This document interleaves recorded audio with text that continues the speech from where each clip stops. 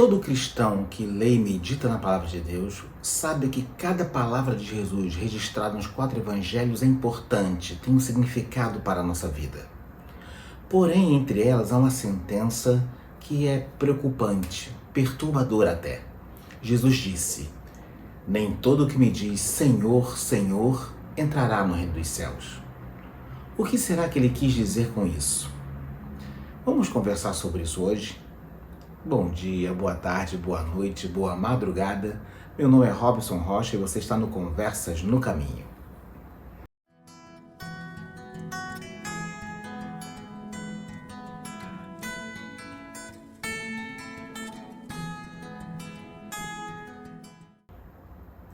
Jesus disse certa vez que nem todos que o chamam de Senhor, ou seja, reconhecem a sua divindade, a sua posição de soberania, entrarão no reino dos céus.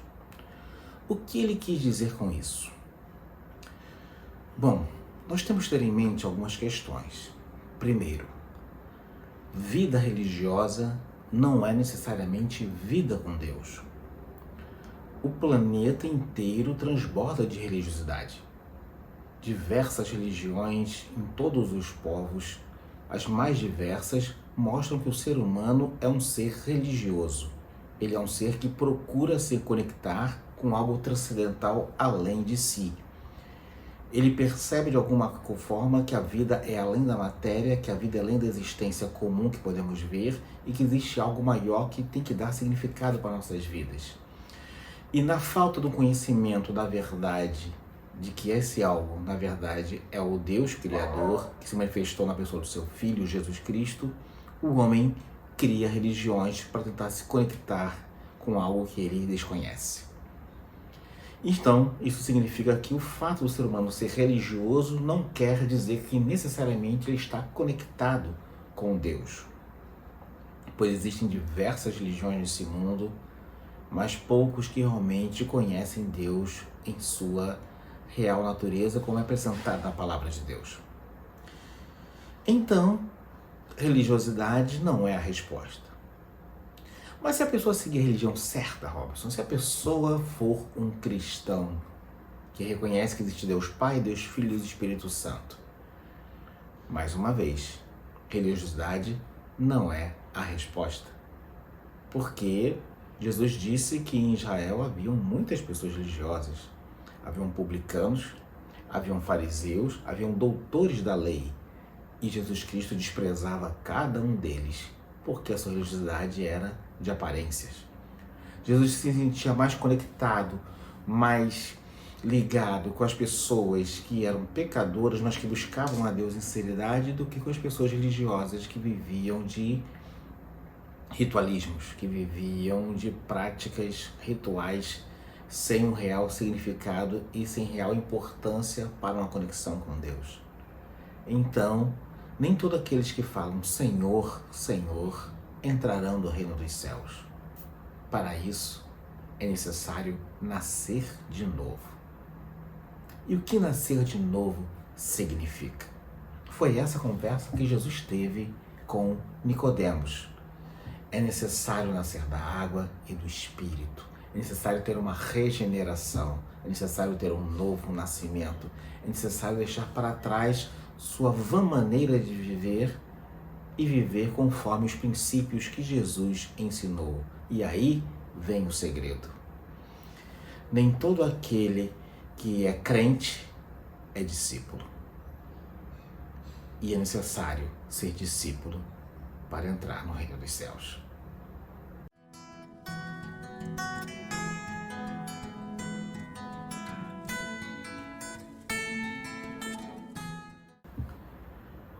Para entender isso, nós temos que entender a dupla natureza de Jesus Cristo.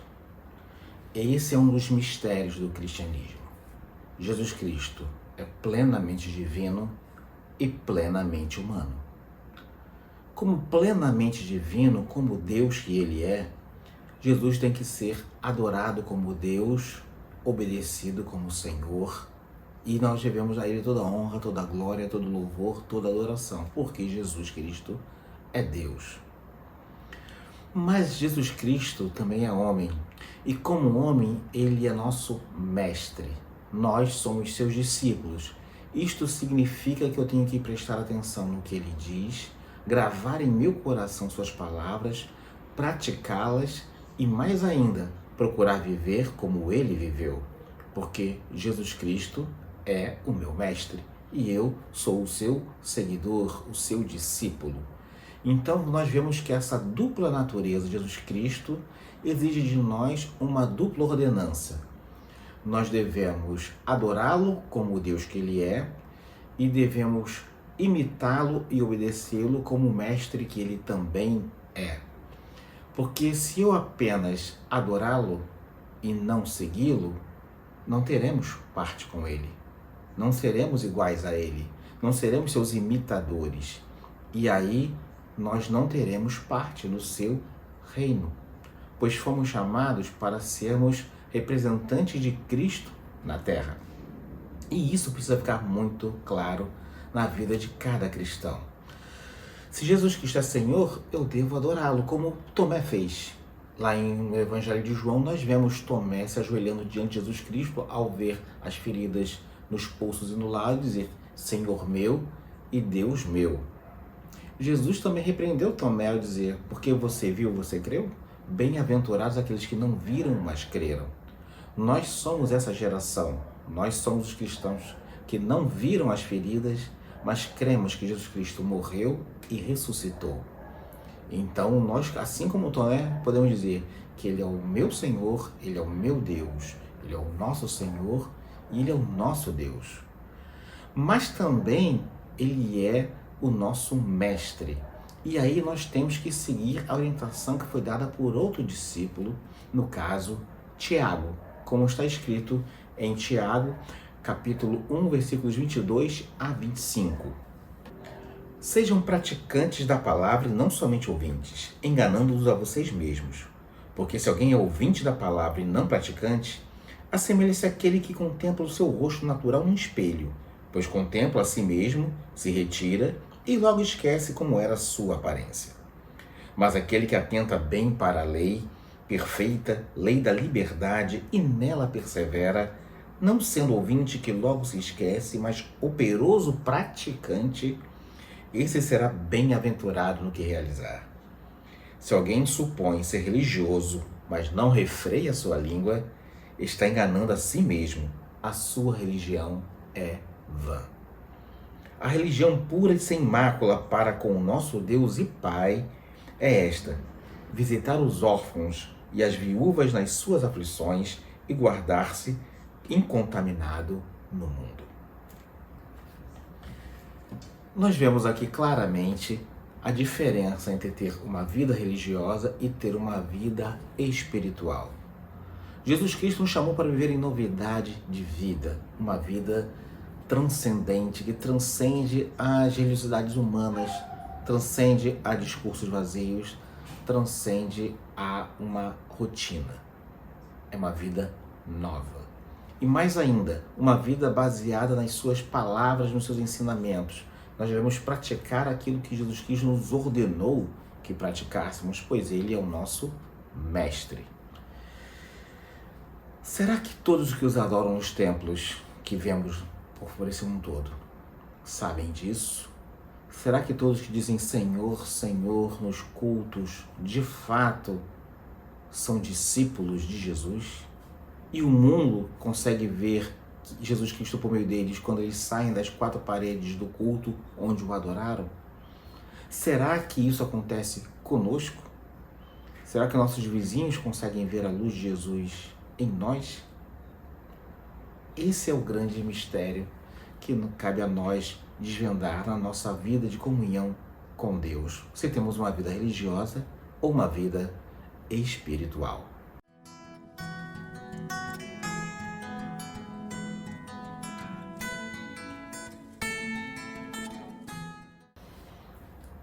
Essa é a pergunta que nós temos que fazer a cada dia em nossas vidas. Será que nós estamos vivendo um evangelho pleno e integral? Será que estamos praticando as palavras que Jesus Cristo nos estimulou a praticar? Será que para ser um adorador de Jesus Cristo sem ser ao mesmo tempo um seguidor dele? Sim, essas são questões que nós temos que enfrentar. Nós somos adoradores e seguidores ou apenas frequentadores de templo? Mas, Robson, o que eu tenho que fazer para ser um seguidor de Jesus Cristo? Leia os evangelhos, medite neles e pratique os ensinamentos de Cristo. Vou te dar uma dica. Comece pelo Evangelho de Mateus. Vamos dar uma lida lá no Evangelho de Mateus, no capítulo 4, versículo 17. Uma das coisas que Cristo nos falou para fazermos. Daí em diante, Jesus começou a pregar e a dizer: arrependam-se, porque está próximo o reino dos céus. A primeira coisa que um discípulo de Jesus tem que fazer é se arrepender dos seus pecados. Ele tem que estar consciente que é uma pessoa pecadora, que comete pecados, mas não pode se acostumar com isso. Tem que constantemente fazer um autoexame e pedir perdão a Deus pelos seus pecados e lutar contra essas tendências que há dentro de cada um de nós para sermos uma pessoa mais próxima do que Jesus foi aqui na Terra. Temos que lutar contra a nossa natureza adâmica para que a natureza de Cristo prevaleça em nós por meio da ação do Espírito Santo. Isso começa com arrependimento. Mas Jesus disse mais. Jesus disse que não devemos irar contra o nosso próximo. Vamos ler agora no capítulo 5, versículos 21 a 22. Vocês ouviram o que foi dito aos antigos: não mate. E ainda, quem matar será sujeito a julgamento. Eu, porém, lhes digo que todo aquele que se irar contra o seu irmão estará sujeito a julgamento. E quem insultar o seu irmão estará sujeito a julgamento no tribunal. E quem o chamar de tolo estará sujeito ao inferno de fogo. Perceberam o que Jesus disse? Se a lei mosaica, lei de Deus, dizia que matar era pecado, Jesus Cristo está colocando que odiar é igualmente pecado. Mais ainda, um pecado que condena a alma ao inferno. Jesus Cristo deixa claro que não devemos odiar o nosso próximo, não devemos ofender o nosso próximo, não devemos xingar o nosso próximo, não devemos dar margem à carnalidade. Ah, eu sou assim mesmo, meu temperamento. Não, você não é mais assim mesmo porque você nasceu de novo. Ah, mas meu pai era assim, minha mãe era assim, é isso. Você nasceu de novo. Ah, mas esse é meu temperamento. Não é mais. Em Cristo você é nova criatura. E Deus te orienta a viver como uma nova criatura, com uma linguagem purificada, com um coração purificado. Que o fruto do Espírito na qual contempla a mansidão esteja presente na sua vida, para que você viva como Cristo viveu. Ninguém foi mais odiado, ninguém foi mais ofendido, ninguém foi mais perseguido, ninguém foi mais torturado do que Jesus Cristo. Ele disse: Pai, perdoa-lhes porque não sabem o que fazem. E Ele espera que hajamos da mesma forma. Cristo também fala para purificarmos a nossa mente, também em Mateus capítulo 5, no versículo 27. Um discípulo de Jesus tem que ouvir o que Jesus disse. Vocês ouviram o que foi dito: não cometa adultério. Eu, porém, lhes digo: todo que olhar para uma mulher com intenção impura já cometeu adultério com ela no seu coração. Se o seu olho direito leva você a tropeçar, arranque-o e jogue-o para fora, pois é preferível você perder uma parte do seu corpo do que ter o corpo inteiro lançado no inferno. Se a sua mão direita leva você a tropeçar, corte-a e jogue-a fora, pois é preferível você perder uma parte do seu corpo do que o corpo inteiro para o inferno. O que Cristo aqui está dizendo? Cristo está dizendo que enquanto a lei cuida de práticas, ele vai além, ele vai aquilo que antecede a prática, que é a intenção do coração. para não darmos margem ao pecado, para não darmos margem para que ele cresça em nossos sentimentos, porque Deus conhece os nossos sentimentos. Mais ainda, ele orienta para, se temos alguma coisa que nos induz à prática do pecado, para abrirmos mão dessa coisa. Aqui ele ilustrou o exemplo do olho, da mão, mas pode ser qualquer objeto que a gente tenha, qualquer recurso que a gente tenha, qualquer hábito que pratiquemos que nos leve para longe de Deus. Cristo nos convida a vivermos uma vida de santidade, e a santidade começa no coração. Como eu já disse antes, que o que torna o homem impuro não é aquilo que entra, mas aquilo que sai do homem, porque do coração procedem as saídas da vida. O nosso coração tem que ser mantido puro, e isso só se faz nos alimentando da palavra de Deus, expulsando tudo aquilo que atrapalha essa palavra de brotar em nosso coração, germinar em nosso coração e frutificar em nossa vida. Devemos tomar cuidado para nos afastarmos daquilo que pode nos afastar de Deus e do seu reino. Porque nem todo que diz Senhor, Senhor, entrará no reino dos céus. Porque Cristo espera que sejamos praticantes e não somente ouvintes de sua palavra. Por isso ele fala que nós devemos ter uma palavra firme, como está escrito em Mateus capítulo 5, 37. Que a palavra de vocês seja sim, sim, não, não. O que passar disso vem do maligno. O que ele quer dizer com isso? O cristão tem que ser uma pessoa de palavra firme e comprometida com sua palavra. Tem uma pessoa que tem que ser honrada, uma pessoa que não mente, uma pessoa que não falseia, uma pessoa que cumpre o que promete. Se promete ir a um determinado lugar, a um determinado horário, ele tem que estar lá, naquele dia e naquele horário, porque ele se comprometeu com isso. Nossa palavra não pode ser talvez, quem sabe, vou ver se dá. A nossa palavra tem que ser firme e com credibilidade. Um cristão não tem que fazer juramentos. Juro pela minha mãe mortinha, juro pela vida dos meus filhos. Nada disso. As pessoas têm que acreditar na palavra da pessoa pela pessoa que proferiu a palavra. E é isso que Cristo exige de nós.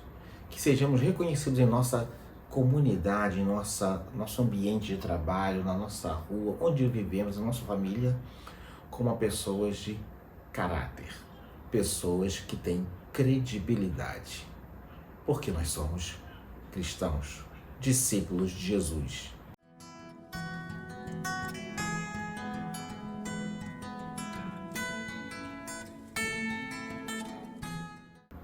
Agora começa a parte divertida. Jesus espera que o cristão seja uma pessoa pacífica. O discípulo de Jesus, a pessoa que habita o seu reino, não pode resistir ao homem mau. Ele disse isso no Evangelho de Mateus, no capítulo 5, versículos 38 e 39. Vocês ouviram o que foi dito? Olho por olho, dente por dente. Eu, porém, lhe digo, não resistam ao perverso. Se alguém lhe der uma tapa na face direita, ofereça-lhe também a face esquerda.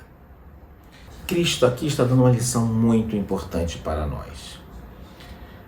É natural, mas ainda é lícito, que o homem fique indignado quando sofre uma injustiça. É natural que o homem fique irado quando é ofendido e atacado e esbofeteado. Mas Jesus Cristo conclama aos seus discípulos, aos seus seguidores, que resistam àquilo que é natural e vivam de uma forma sobrenatural. Ele conclama os seguidores a não resistir ao homem perverso. Se ele lhe toma a sacola da túnica, se ele obriga a andar 1 milha, vai 2. Se ele dá um tapa na cara, ofereça ao outro lado. Jesus Cristo espera que seus discípulos sejam pacíficos, como ele foi. Mais ainda, esperam que eles sejam pacificadores, pessoas que levem a paz. Nós vivemos uma época de polarização das mais variadas formas e as redes sociais estimulam as pessoas a viverem de uma forma extremada e antagonista umas às outras. O cristão não foi chamado para viver dessa forma. As pessoas estão dando margem à ira, à indignação, ao seu lado perverso e maligno, usando como desculpa para isso supostas justas indignações. O cristão não tem essa desculpa, porque Jesus disse que nós devemos resistir ao homem perverso, resistir ao ímpeto de se vingar do homem perverso. E não compete a nós a prática do mal como resposta ao mal. Ao cristão compete amar, perdoar e resistir. Mais ainda, Mateus capítulo 5, 43 a 45, Jesus nos ordena a amar os inimigos. Vocês ouviram o que foi dito: ame o seu próximo e odeie o seu inimigo. Eu, porém, lhes digo: amem os seus inimigos e orem pelos que perseguem vocês, para que demonstrarem que são filhos do Pai de vocês que está nos céus. Porque ele faz o sol nascer sobre maus e bons e vir chuvas sobre justos e injustos. Estão percebendo qual a diferença que é ter uma vida religiosa para ter uma vida espiritual? Qual a diferença de ser um frequentador de cultos para ser um discípulo de Jesus? Não há nada errado em frequentar um culto. Não há nada errado em adorar a Jesus como o Deus que ele realmente é. Na verdade, devemos fazer isso. Só que quando sairmos do culto, nas quatro paredes, devemos continuar honrando a esse Jesus que nós adoramos como Deus, praticando os ensinamentos que ele nos ensinou como mestre. Porque pessoas hipócritas não entram no reino dos céus. Jesus disse que devemos amar os nossos inimigos. Isso significa que devemos abrir mão de fazermos justiça com as próprias mãos. Devemos abrir mão de deixarmos extravasar a nossa indignação na forma de ira. Devemos abrir mão de querer praticar o mal. Ao contrário, Jesus diz que nós devemos amar aqueles que nos odeiam, porque foi exatamente isso que Deus fez por nós. A Bíblia fala que Deus nos amou quando ainda éramos inimigos de Deus. Deus amou seus inimigos. E Ele espera que seus filhos façam o mesmo. Jesus espera que amemos os nossos inimigos, que oremos e intercedemos por aqueles que nos perseguem, para que um dia possam vir ser nossos irmãos, como aconteceu com o apóstolo Paulo. Um dia foi perseguidor dos cristãos, no dia seguinte era um cristão. 2 dias depois, metaforicamente falando, um pregador do Evangelho. É necessário que levemos esses exemplos e pratiquemos em nossa vida. Resistir ao nosso desejo natural de vingança e amar quem nos odeia. E orar por quem nos persegue. Por quê? Porque Jesus assim o quer. E assim espera que façamos. Outra coisa difícil que Jesus falou para não sermos gananciosos. Mateus capítulo 6, versículos 24. Ninguém pode servir a 2 senhores, porque ou irá odiar um e amar o outro, ou irá se dedicar a um e desprezar o outro. Vocês não podem servir a Deus e às riquezas. Vivemos numa sociedade capitalista e significa que ter capital, ou seja, recursos, é algo desejável, algo bem visto, uma pessoa bem-sucedida. Claro, isso sempre foi assim, muito antes do capitalismo existir como sistema econômico. Na época de Jesus já era assim, na época de Moisés já era assim, na época de Abraão já era assim. As pessoas valorizam quem tem recursos, que podem ser terras, podem ser ouro, pode ser dólar, pode ser fama. Mas Cristo fala que nós não devemos ter nosso coração preso a essas coisas. nós não devemos servir aos dois senhores. Ou amamos a Deus, ou amamos as riquezas. E Jesus deixa bem claro em sua palavra que nós não devemos ter apego às coisas materiais. Buscai primeiramente o reino de Deus e a sua justiça. As demais coisas serão acrescentadas. O discipulado exige isso, uma entrega total ao Mestre. Jesus é o nosso Mestre. E ele fala, mais uma vez, um ensino profundo para nós que somos seus discípulos, seus seguidores. Não julgueis. Em Mateus capítulo 7, versículos 1 e 2, Jesus disse: Não julguem para que vocês não sejam julgados, pois com o critério com que os julgarem, vocês serão julgados, e com a medida com que vocês tiverem medido, vocês também serão medidos. Esta palavra é muito séria e muito forte. Jesus está dizendo aqui que nós não seremos julgados com os critérios da palavra de Deus. Nós seremos julgados com o nosso próprio critério.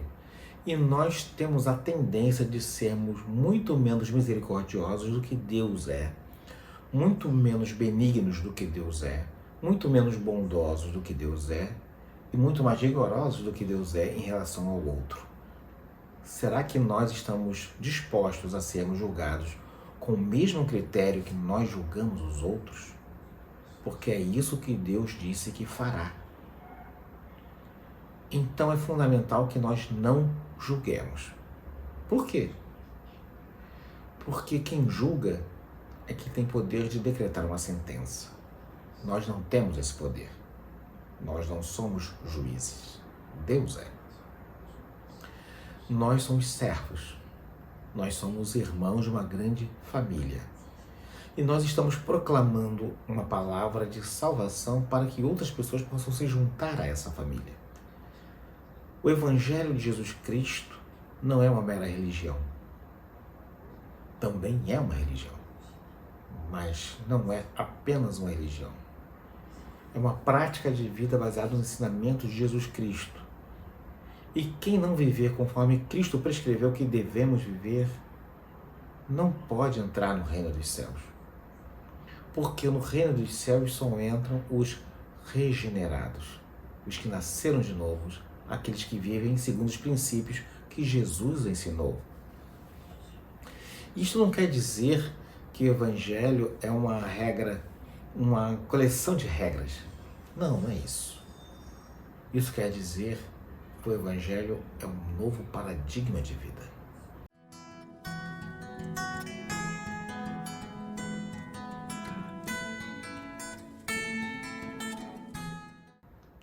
Nem todo que me diz Senhor, Senhor, entrará no reino dos céus. Jesus também disse: misericórdia quero e não sacrifícios. A palavra de Deus também fala: sede praticantes e não somente ouvintes. E Jesus também disse: vós sereis meus amigos se fizerdes o que eu vos mando. E o que ele mandou? Ele deixou claro também em sua palavra: amai-vos uns aos outros como eu vos amei. O mundo conhecerá que vós sois meus discípulos se vos amardes uns aos outros. Porque o amor cobre uma multidão de pecados. O reino de Deus é daqueles que nasceram de novo, daqueles que ouviram a mensagem do arrependimento, se arrependeram, se converteram, nasceram de novo. Sua vida passada ficou, seu temperamento passado ficou, suas experiências passadas ficaram, seus traumas passados ficaram. Agora é uma nova criatura em Cristo Jesus. Uma nova criatura que procura viver falando a verdade, não julgando a seu próximo, não odiando, não irando, não querendo vingança, sendo pacificador, se contentando com aquilo que tem, vivendo segundo os princípios da palavra de Deus, sendo um imitador de Cristo. Porque o reino de Deus é dos filhos de Deus, e os filhos de Deus são todos parecidos com o primogênito, Jesus Cristo. Nós somos discípulos de Jesus. Nós somos adoradores de Jesus. Porque Jesus Cristo é ao mesmo tempo Deus e Mestre. Nós somos ao mesmo tempo adoradores e discípulos. Não dá para separar.